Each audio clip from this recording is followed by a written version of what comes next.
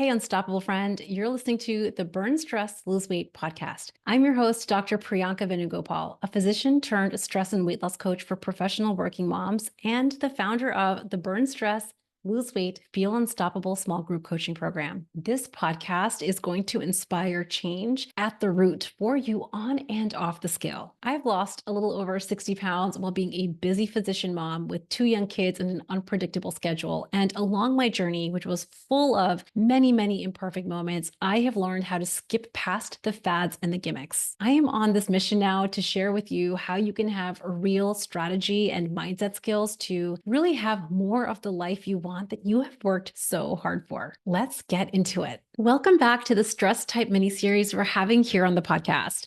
Last week, I reintroduced the Unstoppable Mom Brain podcast with a new name, and I highlighted one of the very real problems that most professional women who identify as overachievers just have not known how to deeply address.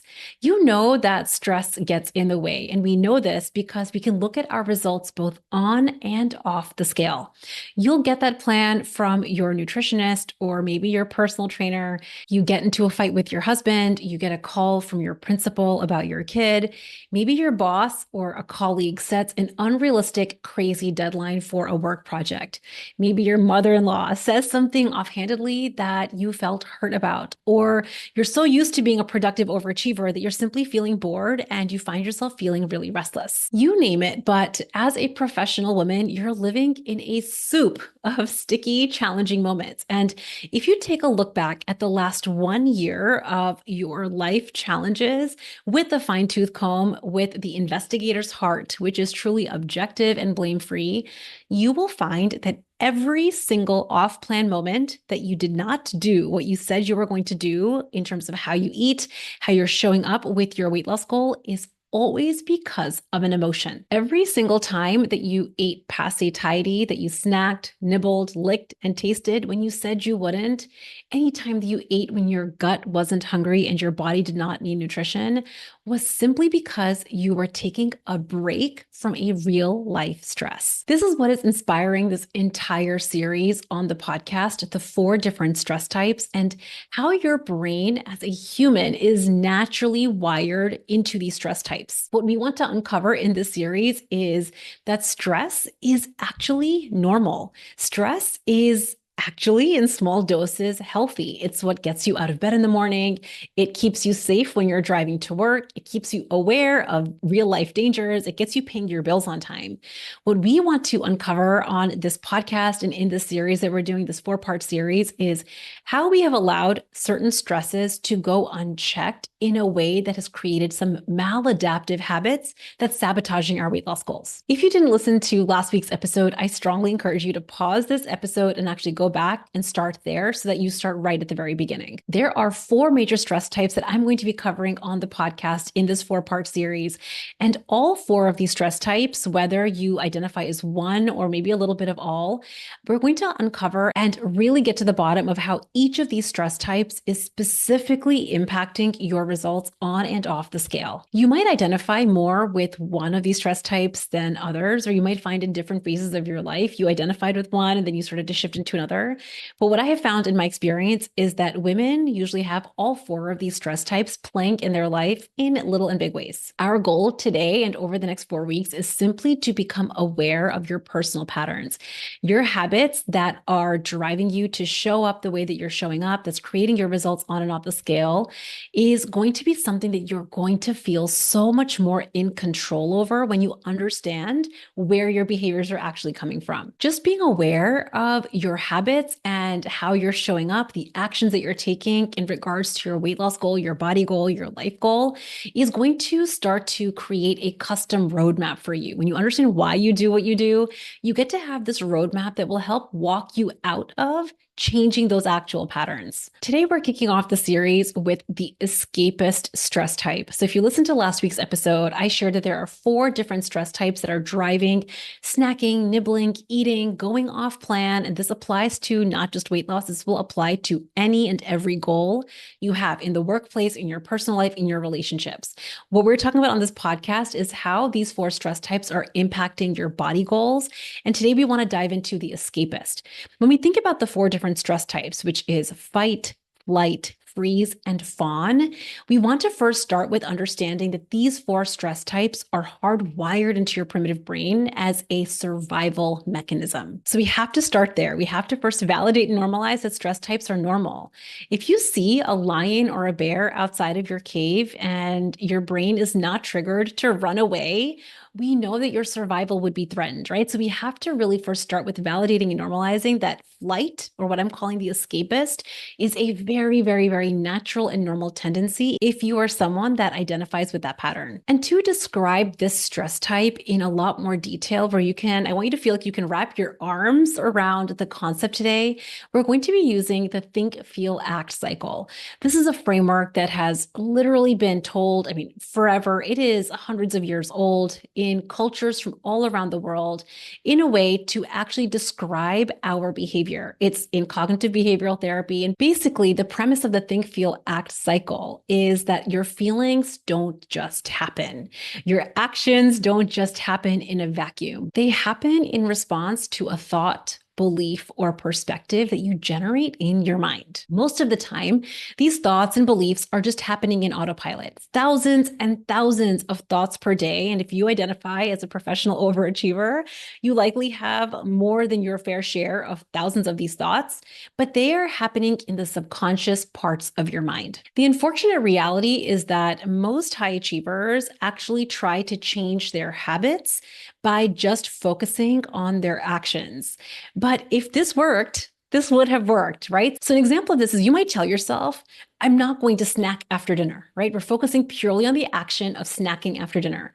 We might have say, no, I'm not going to do it. I'm going to be really strong. I'm going to have a plan. I'm going to set a timer. You might have like all kinds of gimmicks to drive you to not snack or eat after dinner. You can yell at yourself all you want in your mind. Grit your teeth, muscle down, double down, push and force. But you and I both know, and we can look back at the last 1 year or probably the last many, many years and ask ourselves, how well did it work to simply focus on the action? The think, feel, act cycle is actually helping us, it's empowering us to not just look at the action line or just the behavior. What we want to do together on this podcast is actually get to the root of why is it that we ever snack after dinner when we said we wouldn't? Why is it that we ever snack and nibble and lick and taste when our body is not actually hungry? I don't want you to just cut off some leaves off of weeds. I want you to be able to pull the weeds out at the root. And when we can start to understand our behavior, all of our actions using the think, feel, act cycle as a framework, we are going to feel so much more empowered to make meaningful change that will create so many more lasting results. The other thing that we're going to really be emphasizing on today's episode is to really highlight what your brain is learning every time that you snack, nibble, taste, eat. When your brain is in an escapist stress cycle, we really want to uncover what your brain learns in that moment and why sometimes that habit of snacking or overeating when your body isn't hungry, why it feels so hard to break. As the name implies, the escapist is driven by highly uncomfortable emotions that you want to literally escape from. An emotion like overwhelm, frustration, confusion, anger, embarrassment. You can pick your flavor of stress like you are in an ice cream parlor with 100 types of ice cream. Many, many, many emotions feel uncomfortable. And I mean physically uncomfortable. Based on what uncomfortable emotion you're experiencing, your body will be experiencing a normal chemical cascade. There's actually a chemical cascade in your body that is driving you to feel that emotion. You might feel your heart racing with anxiety, or your hands sweat when you feel nervous. Maybe your face flushes when you are embarrassed, or that pit in your stomach when you feel worry or dread. Maybe you're thinking about tomorrow's problems and you find yourself in rumination and doubt, or that ache in your chest when you feel sadness, or maybe your throat tighten up when you feel hurt. As I shared, there are literally hundreds of emotional flavors that I'm going to say fall under the umbrella or the category or the ice cream parlor of stress. And because your body physically experiences this discomfort, the most primitive part of your brain, remember, primitive means it is not very evolved. It is hardwired for survival. It perceives a real threat. Let me just say that again. When your body experiences this physical discomfort of an emotion, your primitive brain, which is hardwired for survival, perceives a real threat. You've heard me use this example before, but your brain cannot tell the difference between a spreadsheet, that fight you had with your partner or colleague, the looming deadline, the project deadline that's coming up, the worry about your kid, and a deadly lion outside your cave. The key word here, though, is that your primitive brain is perceiving threat, and you're not, in fact, in actual danger. And this is the trap. The trap is how real this perception feels. When you aren't aware of how this perception is unconsciously driving you, you are going to find yourself thinking something like, I just need to get through this phase. I can't feel this way right now. I need a break from this emotion. When this part of my life is over, then I'll get to feel better. Your brain will start to create very convenient, compelling, and convincing reasons to take a break from those very real, uncomfortable emotions. And most often, because this is how we are driven, we will pick the lowest effort way to take a break. Enter food and alcohol. And so when you're not aware of it, when you're unconsciously living in the escapist stress cycle, you could have the Cadillac of nutrition plans, but you will find yourself taking a little wander into the kitchen, a little walk to the office break room in the evenings once the kids are in bed to snack, nibble, and eat when your gut is just not hungry. And here's what happens. Your primitive brain starts to learn that this is how it's supposed to be.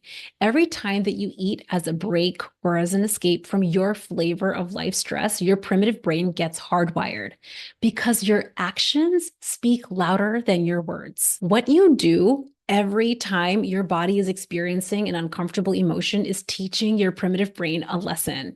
So when you stay in the escapist stress cycle and you keep snacking and nibbling and drinking alcohol every time to escape real life emotions, your brain learns this uncomfortable emotions is a problem that is too much for us. Worse yet, you start to believe, I just cannot be in control around food when I feel stressed. And it's like this, because I love a good analogy. It's like you've said no to your kids for having lollipops before dinner. And maybe if you're like me, we're not going to do candy on the weekdays. We're not having lollipops before dinner. The answer is no. But then enter any number of life circumstances that come before your kid, and they maybe feel a really big, uncomfortable feeling for who knows what reason. Enter any flavor of reason. And then they throw a tantrum. And just to stop the kid from tantruming because their emotions feel too big for us, we are like, fine, just have the lollipop, stop crying.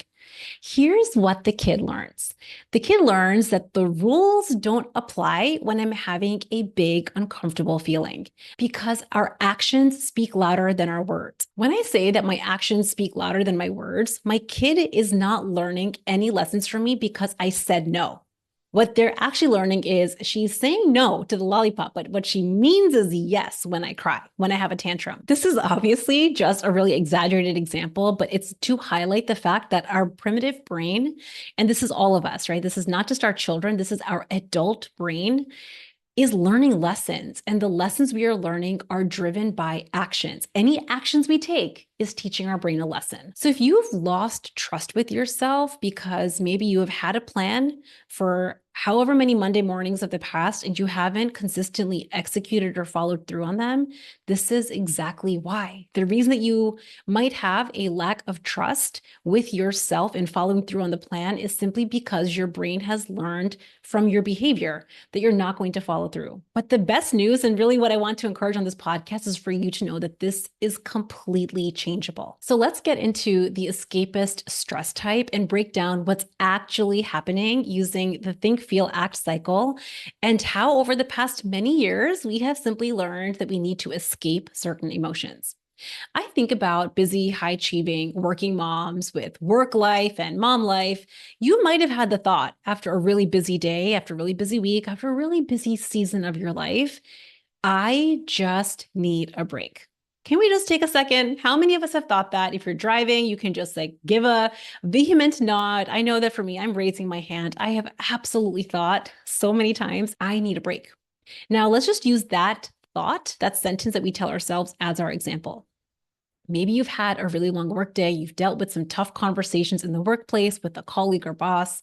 Maybe you have a client or a patient who was really challenging. And then you come home and now you're navigating life with your family, chauffeuring the kids around, handling homework, thinking about your aging parents, handling family and work dynamics. The list goes on and on and on. It's not at all a surprise that given the course of your day, you have had all kinds of emotions that you have had to navigate through.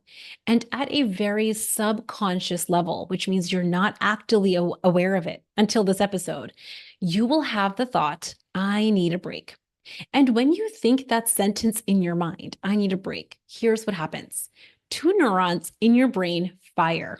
Every time you have a sentence like that in your mind, two neurons fire, and it releases a chemical cascade in your body, generating an emotion like an urge. You'll feel that feeling where you feel compelled to take an action like going and pouring a glass of wine, meandering into the pantry, grabbing a couple of cookies or chips. This is the think, feel, act cycle. So the thought is, I need a break. The feeling is an urge, and the actions that you're taking are driving you to snack and nibble and grab the glass of wine. When we are in this think, feel, act cycle repeatedly, right? And on repeat, this think, feel, act cycle, since you are living literally the life of a ninja. If you fall under the escapist stress type, you will find that the size of your pants correlates with the size of your life stresses. Now, here's the gem. Your brain has simply learned a habit. It's learned that certain emotions are too much for you. And the more that we perpetuate our fear of these emotions, that they're too much for us, that they're too big for us, that we can't handle them, we start to take more and more escapist behaviors. Now, there are two things. The more that we escape from our big uncomfortable emotions with snacking, nibbling, drinking alcohol, even scrolling your phone to escape an emotion, there are two things that we are not doing. The first one, every time we go grab the wine, grab the chips, nibble on the food, snack, and scroll through our phone, the first thing that we are not doing is we are never challenging our thoughts, beliefs, and perspectives that's actually creating the flavor of stress that you're in. Any of these stress feelings that you have in the workplace or in your mom life, we get to unravel them. And in coaching, we challenge the thoughts at the root. This is why we burn stress at the root so that you feel more empowered in your life. So the first thing that we are not doing, every time we snack and nibble, we are not challenging our thoughts and beliefs, creating our feeling of stress. But the second equally important thing that we are not doing every time we snack and nibble in response to escape from life stress is we are not recognizing and validating the big uncomfortable emotions as normal. Feeling disappointed and embarrassed, rejected, angry, sad, frustrated, discouraged, worried is normal. And in fact, our brain, every time we escape from these emotions, every time we think we need a break from one of these emotions, our primitive brain simply learns, I can be rewarded with food and alcohol. This is often why you might find yourself keeping stress patterns and keeping certain thoughts that are keeping you in this stress cycle. It's because your primitive brain is saying, whenever I have a tantrum, I'm going to get rewarded with the lollipop. Now, if you're someone, because I was like this too, if you have not been recognizing and validating those big, uncomfortable emotions, don't worry, you're not alone.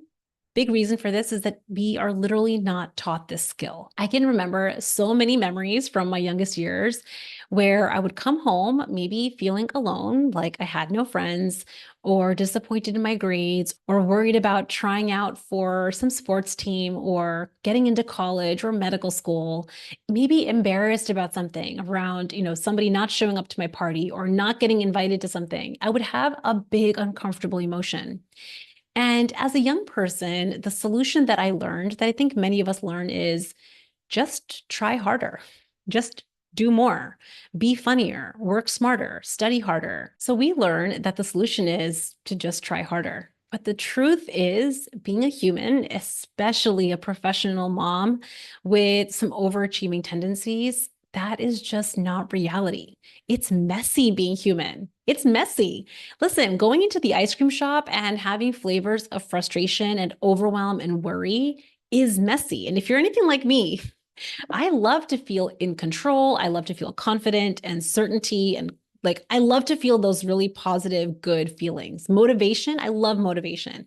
Excitement, I love excitement. Joy, fun, I love, love, love. Feeling good because I know when I feel those emotions, I'm driven to show up in a very different way. We want to, at the same time, walk the really fine and nuanced line that when we are not feeling those emotions, when we're feeling not motivated, when we're feeling down and discouraged and frustrated and overwhelmed, that nothing is actually going wrong. We're just experiencing the very normal 50% of our life that feels a little bit messy. And the way to feel those big, uncomfortable, messy emotions, to navigate those sticky, stressful feelings in a way that actually gets us to our goal, that stops us from sabotaging our dream body wins, is to create safety to feel anything. If you identify as the escapist stress type, here's what to do.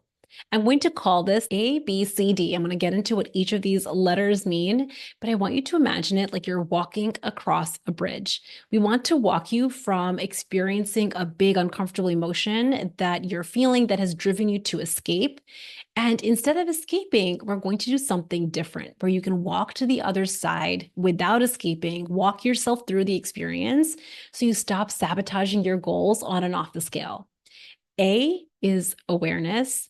B is breathing, C is courage, and D is do it anyway. Let me get into each of these in a little bit more detail. A, becoming aware. Becoming aware of that big, uncomfortable emotion and actually naming it is going to actually take you out of being unconscious and almost wake you up.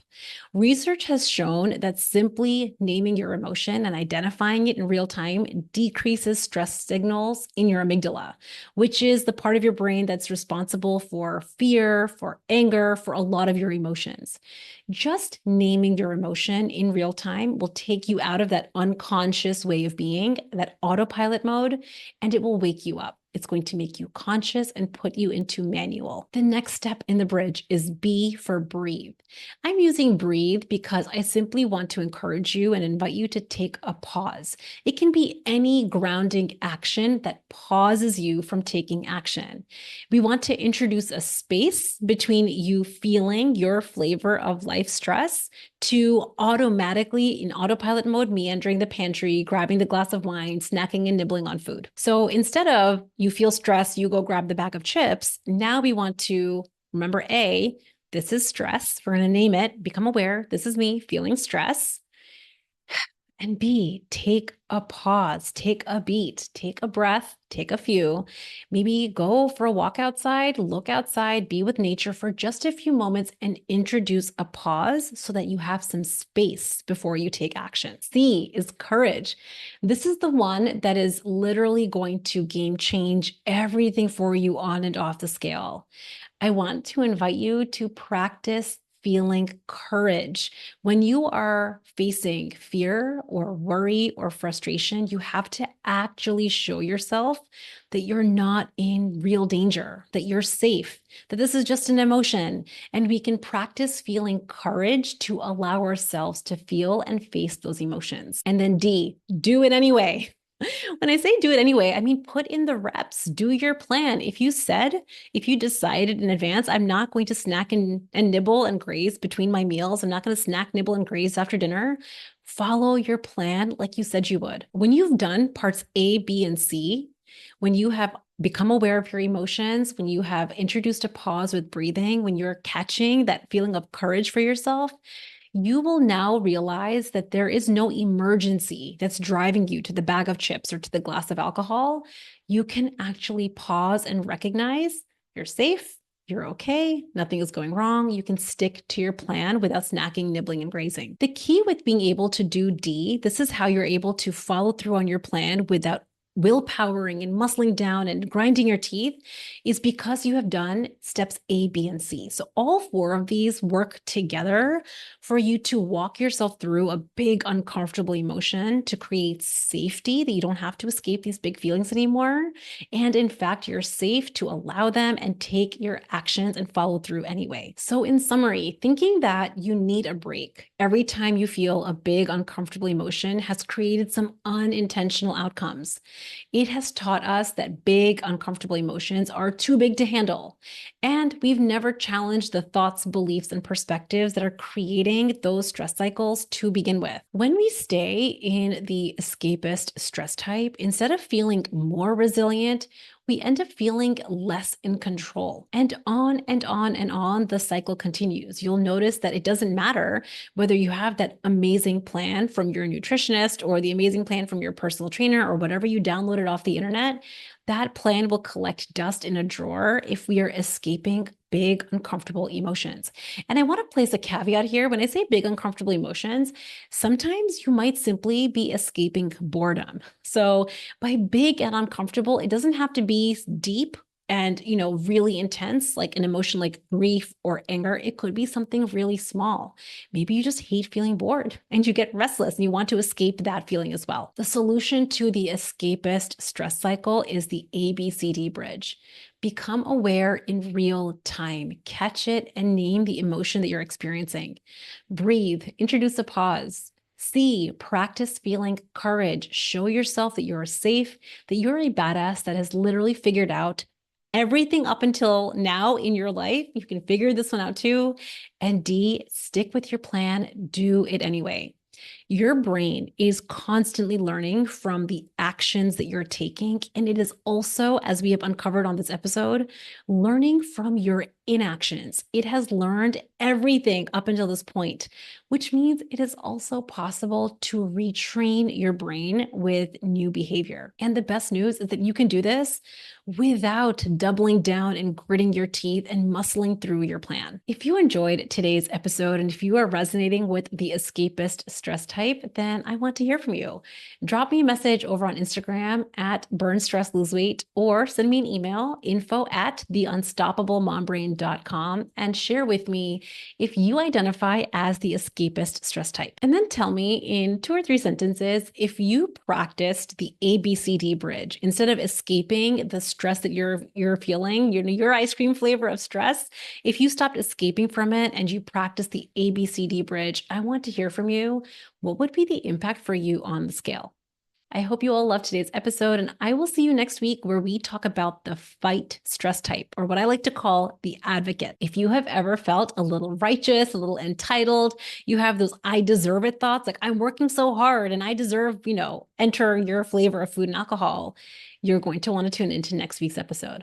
I hope you have an amazing week, my unstoppable friend. Bye. Thanks for spending this time with me on the Burn Stress Lose Weight podcast today. I hope that you are leaving today's podcast episode feeling a little lighter and more inspired than when we started. It turns out that you don't need to have a stress-free life to hit your goals on and off the scale. But when you feel more empowered to respond to your real life stresses with true strategy, we will game change how we show up and how we hit our goals. If you want to take what you're learning here on the podcast and put it into real life implementation, it might be time for us to work together in the Burn Stress, Lose Weight, Feel Unstoppable group coaching program. Head over to burnstressloseweight.com and you can learn all of the details, the nuts, the bolts, when the next group is starting, and exactly how you can join. Okay, friend, I'll see you next time.